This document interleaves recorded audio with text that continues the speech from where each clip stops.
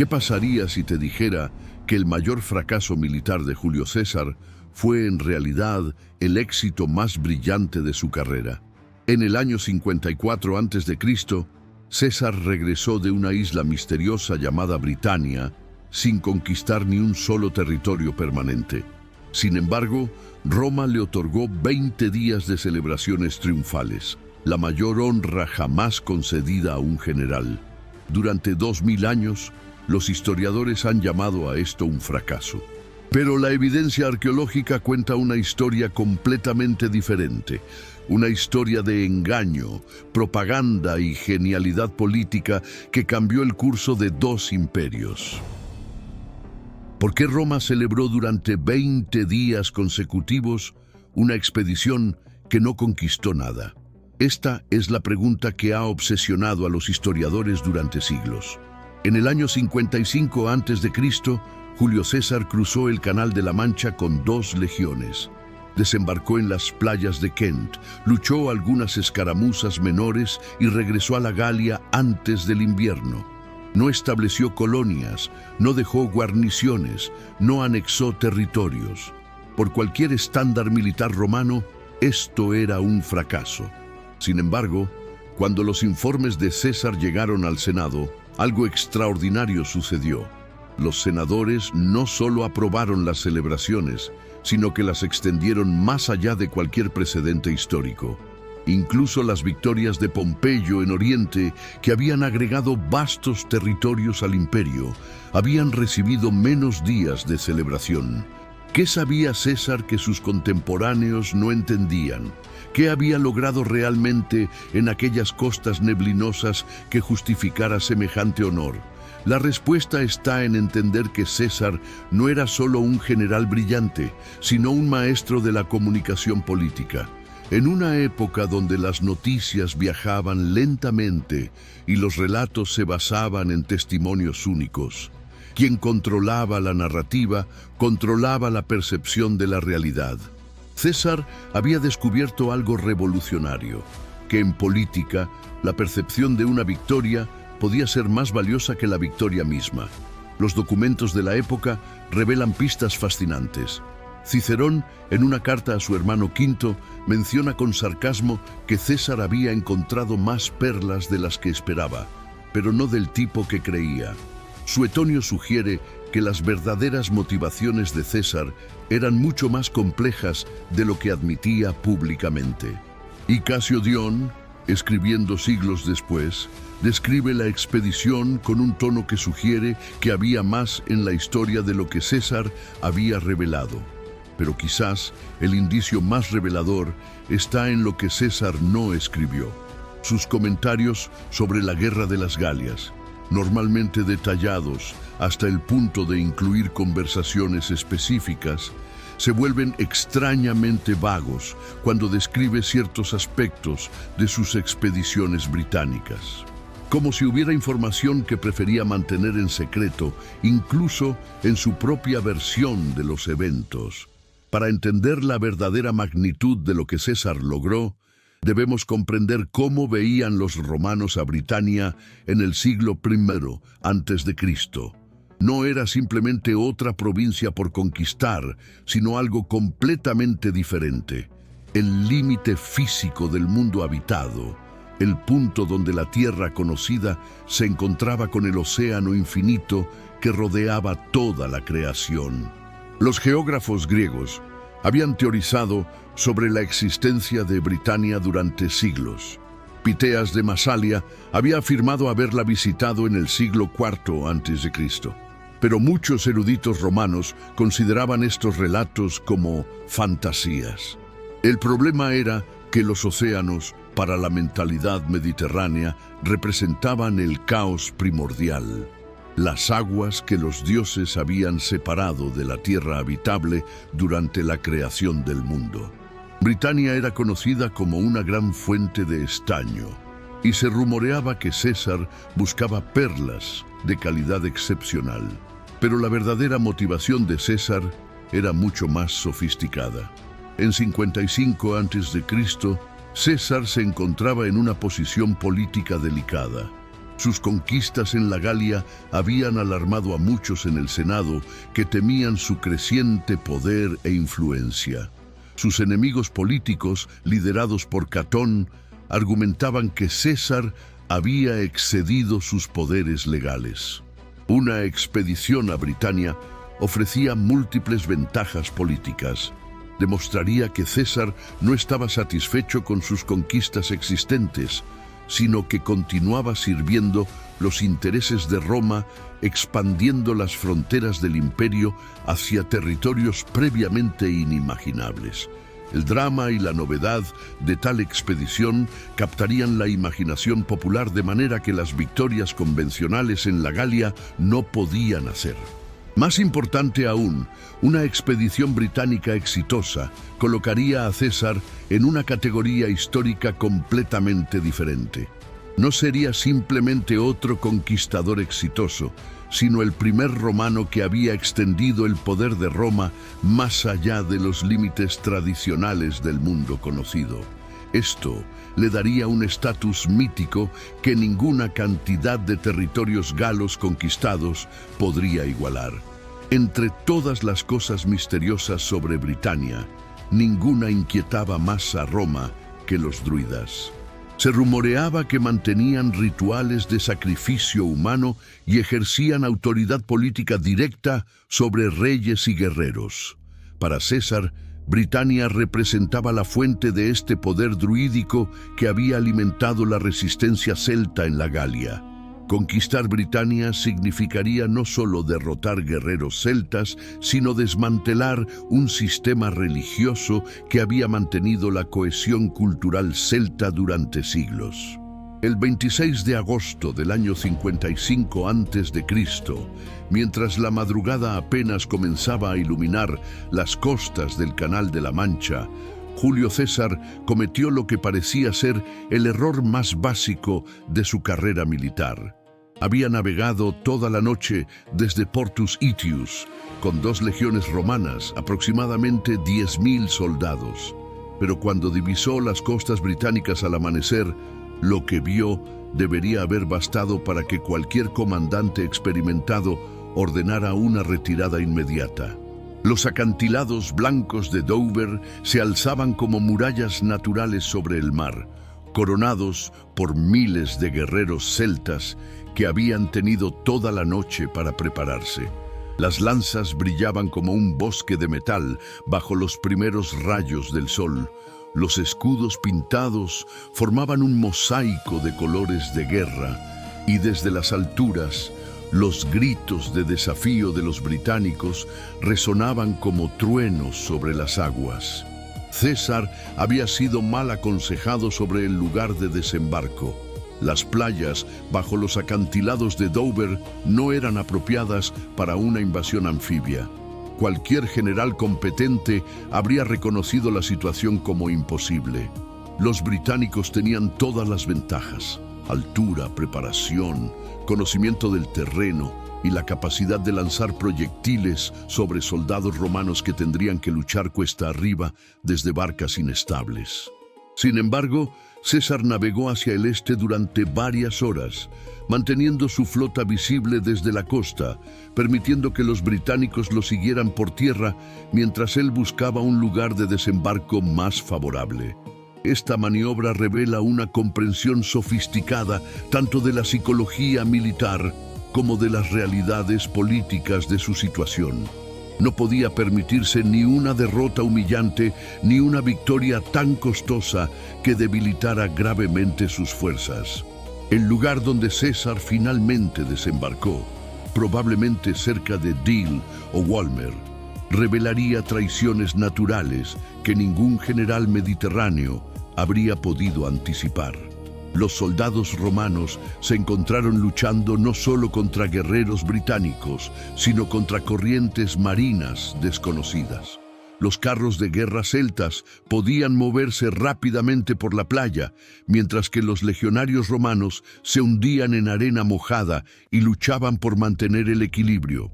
La situación se volvió tan desesperada que César tuvo que usar catapultas disparando por encima de sus propios soldados. El momento decisivo llegó cuando un signifer de la 10ª legión saltó al agua gritando que no permitiría que el águila sagrada de su legión fuera deshonrada.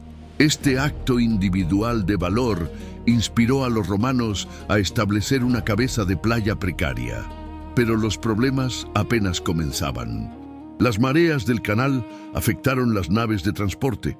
Muchas quedaron varadas y la caballería romana nunca llegó a la batalla. César se encontró atrapado en una pequeña cabeza de playa sin caballería, enfrentando enemigos con movilidad superior. Que lograra no solo sobrevivir, sino convertir esto en una victoria, testimonia tanto su habilidad táctica como su genio para la narrativa política. Una de las preguntas más intrigantes es cómo los británicos organizaron una defensa tan efectiva con tan poco tiempo. La preparación británica sugiere que tenían inteligencia avanzada sobre los planes romanos. Los mercaderes galos que comerciaban con Britania probablemente funcionaron como sistemas de inteligencia, notando los preparativos militares masivos de César y advirtiendo a las tribus británicas. Fuentes posteriores sugieren que César apenas escapó con vida del primer desembarco, pero logró convertir este casi desastre en algo presentable como victoria. Sus comentarios omiten detalles embarazosos y se vuelven extrañamente vagos sobre aspectos cruciales de la retirada. La realidad es que la primera invasión estuvo mucho más cerca del desastre completo de lo que César jamás admitiría públicamente. Después del casi desastre de 55 a.C., cualquier general normal habría abandonado la idea de regresar a Britania. Pero César no era un general normal. Durante el invierno de 55-54 a.C., mientras sus enemigos en Roma esperaban que admitiera su fracaso, César estaba orquestando la operación de propaganda militar más ambiciosa de la historia antigua. No iba a repetir sus errores. Esta vez iba a redefinir completamente qué significaba la victoria. La segunda expedición involucró 800 barcos, 5 legiones y 2.000 jinetes, la operación naval más grande hasta el día D de Normandía. Pero estos números ocultan una verdad más fascinante. César no estaba construyendo una fuerza de conquista, sino una fuerza de intimidación. Había aprendido que en Britania la apariencia de poder invencible podía ser más efectiva que el poder real. Los nuevos barcos fueron diseñados específicamente para las condiciones británicas. Utilizando tecnología naval de los vénetos, fueron construidos más anchos y bajos para facilitar el desembarco en playas. Pero más importante que el diseño técnico era el impacto psicológico. Cuando 800 embarcaciones aparecieron simultáneamente en el horizonte británico, el efecto fue tan abrumador que los británicos que habían preparado defensas costeras simplemente huyeron tierra adentro sin ofrecer resistencia. Esta reacción británica no fue coincidencia. César había calculado cuidadosamente el efecto que tendría su armada masiva en la psicología celta. Los británicos habían resistido exitosamente su primera invasión porque pudieron concentrar sus fuerzas en un punto de desembarco predecible. Pero enfrentados con una flota tan vasta que podía atacar simultáneamente docenas de puntos a lo largo de la costa, su estrategia defensiva se volvió imposible. Rumores persistentes sugieren que César incluso trajo un elefante de guerra a Britania, probablemente el primer elefante que pisó suelo británico. Aunque César no menciona esto en sus propios escritos, comprensiblemente, ya que no habría querido que su gloria fuera eclipsada por un animal. El impacto psicológico en guerreros que nunca habían visto semejante criatura habría sido devastador. Pero el aspecto más brillante de la estrategia de César no era militar, sino logístico y mediático. A la flota militar se unieron docenas de barcos comerciales tripulados por mercaderes de todo el imperio que esperaban beneficiarse del botín de una nueva provincia. Estos mercaderes no eran simplemente oportunistas, eran testigos. Cuando regresaran a sus ciudades natales con historias de la expedición británica, extenderían la fama de César por todo el mundo mediterráneo, de manera que ninguna campaña de propaganda oficial podría igualar. Lo que sucedió durante los 54 días de la segunda expedición revela la mente de un maestro político en acción. César desembarcó sin oposición e inmediatamente estableció un cronograma que parecía militar, pero era fundamentalmente teatral.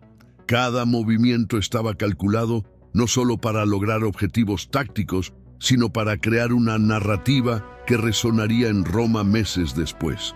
Después del desembarco, César avanzó 12 millas tierra adentro durante una marcha nocturna hasta encontrar fuerzas británicas en el río Stour. Aquí vemos la primera evidencia de que César estaba siguiendo un plan cuidadosamente cronometrado. El avance fue lo suficientemente dramático como para demostrar audacia romana, pero lo suficientemente limitado como para evitar comprometerse en operaciones que podrían haberse prolongado indefinidamente. La batalla en el río Stour fue perfecta para los propósitos de César. Los británicos atacaron con carros de guerra y caballería, pero fueron repelidos por la caballería gala de César. Era exactamente el tipo de victoria clara y definida que se traduciría bien en los informes enviados a Roma, sin ser lo suficientemente costosa como para debilitar significativamente las fuerzas romanas. Pero entonces sucedió algo que revelaría tanto la fragilidad de la posición de César como su brillantez para convertir problemas en oportunidades. Una tormenta dañó gravemente su flota, obligándolo a pasar 10 días cruciales en reparaciones en lugar de presionar su ventaja militar. Para cualquier otro general, esto habría sido un desastre que habría arruinado el cronograma de la campaña. César, sin embargo, convirtió esta crisis en una demostración de ingeniería romana. Ordenó que toda la flota fuera llevada a tierra dentro de una sola fortificación masiva que incluía el campamento de la playa. El proyecto requirió trabajo día y noche durante 10 días completos, pero el resultado fue una demostración impresionante de la capacidad romana para superar cualquier obstáculo a través de organización y determinación. Durante estos 10 días, algo más estaba sucediendo. Las tribus británicas pudieron reagruparse bajo el liderazgo de Cassivelaunus, cuyo territorio estaba al norte del Támesis. Cuando César finalmente reanudó su campaña, se enfrentó a una confederación británica mucho más organizada de lo que había encontrado inicialmente. César cruzó el Támesis, probablemente cerca del sitio donde siglos después se encontraría el escudo de Battersea, y finalmente forzó a Cassivelaunus a solicitar la paz. Pero aquí vemos la evidencia más clara de que César estaba ejecutando un plan predeterminado en lugar de improvisar respuestas a desarrollos inesperados. En lugar de presionar su ventaja y intentar una conquista completa, César aceptó la sumisión de Cassivelaunus, estableció a Mandubracius como rey cliente y comenzó inmediatamente los preparativos para regresar a la Galia. Esta decisión solo tiene sentido si César había planeado desde el principio una campaña de duración limitada diseñada para lograr objetivos específicos que no incluían ocupación permanente. Durante más de 2000 años, los arqueólogos han buscado evidencia física de las expediciones de César en Gran Bretaña. Lo que han encontrado y lo que no han encontrado cuenta una historia fascinante que desafía las narrativas tradicionales de conquista y resistencia heroica. El hallazgo más famoso es el escudo de Battersea, descubierto en 1857 en el río Támesis y fechado entre 350 y 50 a.C. Este escudo ceremonial, decorado con esmaltes rojos y diseños celtas elaborados, fue claramente arrojado al río como ofrenda votiva. Los historiadores del British Museum Creen que este podría ser el lugar donde César cruzó el Támesis en 54 a.C. Pero el escudo no estaba solo. En los días siguientes al descubrimiento se hallaron múltiples armas celtas y romanas, acompañadas de fragmentos de huesos y cráneos humanos, todos de la misma época. La mezcla de artefactos romanos y celtas sugiere algo mucho más complejo que una simple batalla. Parece indicar algún tipo de ceremonia conjunta, un intercambio ritual entre conquistadores y conquistados que los textos antiguos no mencionan. Quizás el misterio arqueológico más desconcertante es la completa ausencia de evidencia de los campamentos temporales que César debería haber construido durante su marcha a través del sur de Inglaterra. Los ejércitos romanos construían campamentos fortificados cada noche, siguiendo patrones estándares que dejaban huellas arqueológicas detectables siglos después. Sin embargo, a pesar de búsquedas intensivas, no se ha encontrado evidencia de ningún campamento cesariano.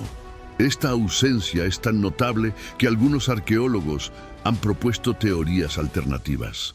¿Es posible que César siguiera rutas diferentes a las que describió? ¿O que sus campamentos fueran estructuras temporales tan ligeras que no dejaron rastros detectables?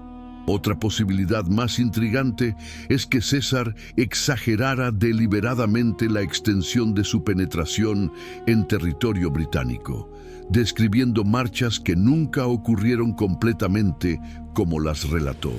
El debate sobre el lugar exacto del desembarco de César ha involucrado incluso a astrónomos reales británicos. Edmund Halley y Sir George Biddell Airy aplicaron cálculos astronómicos a las descripciones de César sobre mareas y vientos, llegando a conclusiones diferentes sobre dónde exactamente tocó tierra por primera vez. Este nivel de controversia científica sobre hechos básicos sugiere que los propios relatos de César podrían haber sido deliberadamente ambiguos. Investigaciones recientes en Pegwell Bay han identificado posibles sitios de desembarco basados en evidencia topográfica y arqueológica, pero incluso estos hallazgos plantean más preguntas de las que responden. Los artefactos encontrados sugieren presencia romana, pero no del tipo que esperaríamos de una invasión militar masiva. La evidencia arqueológica más convincente puede estar en lo que no se ha encontrado. No hay evidencia de destrucción masiva, no hay capas de ceniza que indiquen ciudades quemadas, no hay enterramientos masivos que sugieran batallas devastadoras. Para expediciones que supuestamente involucraron a 35.000 soldados romanos y enfrentamientos con confederaciones británicas masivas, la ausencia de evidencia arqueológica de violencia a gran escala es notable. El verdadero genio de César no estaba en el campo de batalla británico, sino en los salones del poder romano. Sus comentarii de bello gallico funcionaron como un sistema de propaganda continua, alimentando a Roma con actualizaciones de sus hazañas, con su propio giro personal en los eventos. Las expediciones británicas proporcionaron exactamente el tipo de material exótico que capturaba la imaginación popular. Cuando César regresó de su primera expedición, fue recibido como un héroe y le otorgaron 20 días de celebraciones sin precedentes. Este era un triunfo de percepción sobre realidad. César había logrado algo que ningún otro romano había intentado. Había cruzado el océano al borde del mundo conocido y había regresado con vida. Para el pueblo romano, esto era más impresionante que conquistar otra provincia gala. La narrativa que César construyó alrededor de sus expediciones británicas fue meticulosamente elaborada. Describió guerreros pintados de azul que luchaban desde carros de guerra, druidas que realizaban sacrificios humanos en bosques sagrados, costumbres matrimoniales que escandalizarían a cualquier romano. Cada detalle estaba calculado para alimentar la imaginación popular y crear la impresión de que había penetrado en un mundo completamente ajeno. Pero César fue más allá de la simple narrativa exótica. Estableció a Mandubracius como rey cliente y negoció acuerdos de tributo que creaban la ilusión de control romano permanente. Aunque estos arreglos probablemente nunca fueron implementados efectivamente, para 52 a.C., los británicos habían dejado de pagar cualquier tributo, habían servido su propósito político inmediato. Los enemigos de César en el Senado se encontraron en una posición imposible. ¿Cómo podían criticar a un hombre que había hecho algo que ningún otro romano había intentado siquiera?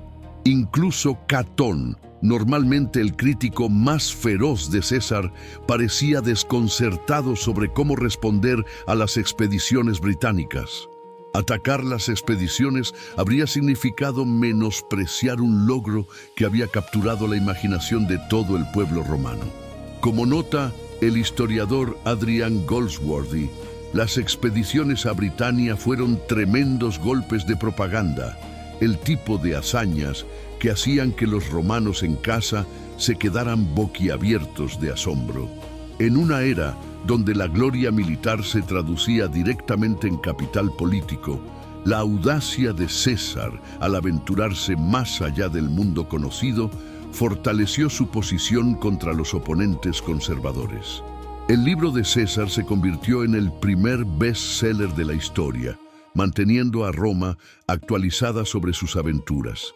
Esto le ayudó a ganar fama enorme y apoyo público. La transformación de lo que objetivamente habían sido expediciones limitadas en narrativas de triunfo heroico demostró el poder de controlar la información en una era de comunicaciones lentas. Más crucialmente, César había redefinido los términos del éxito militar. En lugar de medir logros por territorios anexados o tributos cobrados, había enmarcado sus expediciones en términos de exploración y demostración de poder. No había conquistado Britania, pero había demostrado que Roma podía llegar a cualquier lugar del mundo conocido, y en el proceso había convertido su nombre en sinónimo de lo imposible hecho realidad. La verdadera medida del éxito de César no se encuentra en lo que logró durante sus 54 días en Britania, sino en lo que esos días hicieron posible para el futuro. La información que César recopiló en 55 y 54 a.C. fue conservada en los registros estatales romanos y utilizada casi un siglo después por el emperador Claudio para planificar su invasión exitosa. En este sentido, las expediciones de César fueron el reconocimiento más costoso y elaborado de la historia militar. Durante más de un siglo después de las expediciones de César, se mantuvieron relaciones diplomáticas y comerciales entre Roma y Britania. El establecimiento de Mandubracius como rey cliente había creado un precedente para la influencia romana en los asuntos británicos que persistió mucho después de que las legiones regresaran a la Galia. Britania había quedado dentro de la zona de influencia romana, psicológica, si no políticamente. Pero el legado más importante de César fue la transformación de Britania de tierra mítica en destino conquistable. Antes de César, Britania existía en el límite del mundo conocido, un lugar donde las leyes de la naturaleza podrían ser diferentes. Después de César, era simplemente otra provincia en espera de ser anexada al Imperio Romano. Esta desmitificación fue quizás más valiosa que cualquier conquista territorial inmediata. César nunca regresó a Britania, dirigiendo su atención a la guerra civil que se avecinaba. Actuó como un hombre que había completado exitosamente una misión, no como alguien que había fracasado 2 veces consecutivas. Sus prioridades posteriores confirman que las expediciones británicas habían logrado exactamente lo que había pretendido desde el principio. Cuando Claudio finalmente conquistó Britania en 43 d.C., Utilizó no solo la información geográfica y militar que César había proporcionado, sino también el precedente psicológico que había establecido. Los legionarios de Claudio no estaban cruzando hacia lo desconocido, estaban siguiendo los pasos de César hacia un destino que ya había sido demarcado como conquistable. La ironía final es que las fallidas expediciones de César pueden haber sido más exitosas en términos de sus objetivos reales que una conquista inmediata habría sido. Una ocupación permanente en 54 a.C. habría requerido recursos masivos, habría distraído a César de sus ambiciones políticas en Roma y habría proporcionado a sus enemigos nuevas líneas de ataque sobre los costos de mantener una provincia remota. En cambio, logró todos los beneficios políticos de la conquista sin ninguno de los costos a largo plazo. Después de analizar toda la evidencia, los relatos antiguos, la arqueología moderna y los contextos políticos, emerge una imagen completamente diferente de las expediciones británicas de César. No fueron fracasos que fueron presentados como éxitos, sino operaciones cuidadosamente planificadas que lograron exactamente lo que pretendían lograr. César entendía algo fundamental sobre el poder en la República Romana tardía, que la percepción pública era tan importante como la realidad militar. Sus expediciones británicas fueron diseñadas desde el principio no como campañas de conquista tradicionales, sino como demostraciones de poder destinadas a impactar audiencias en Roma más que enemigos en Britania. La evidencia para esta interpretación está en los detalles que generalmente se pasan por alto. El cronograma cuidadosamente limitado de ambas expediciones, la selección de objetivos que proporcionarían narrativas dramáticas sin requerir compromisos a largo plazo, la atención meticulosa a los aspectos que se traducirían bien en informes escritos para audiencias romanas. Incluso los aparentes errores de César, como el desembarco inicial en Dover o los problemas logísticos con su flota, pueden haber sido calculados para añadir drama y credibilidad a sus narrativas. Una expedición que fuera demasiado fácil no habría capturado la imaginación pública de la manera que lo hicieron estos triunfos contra adversidades aparentemente imposibles. La campaña de propaganda de César fue tan efectiva que engañó no solo a sus contemporáneos, sino a historiadores durante 2000 años. Hemos estado tan condicionados a ver las expediciones como intentos de conquista fallidos que hemos perdido de vista la posibilidad de que fueran exactamente lo que César pretendía que fueran, las operaciones de relaciones públicas más sofisticadas del mundo antiguo. La historia de César en Britania no es la historia de un general que fracasó 2 veces en conquistar una isla.